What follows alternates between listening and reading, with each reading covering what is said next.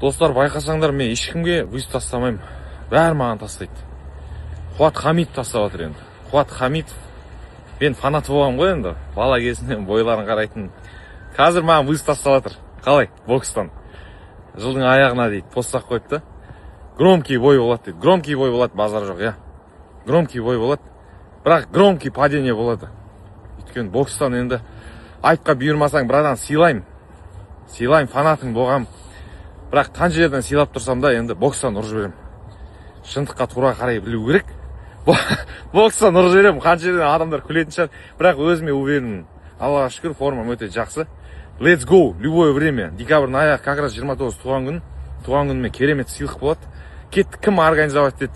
Раскрутка айырамыз. Раскрутканы айырып, полный арена жинаймыз да, и жесткий бой көрсетеміз. Жесткий. Қашып, тиіп қашып, ондай бізде болмайды. Бізде кәдімгі до талого, до конца төбелес болады.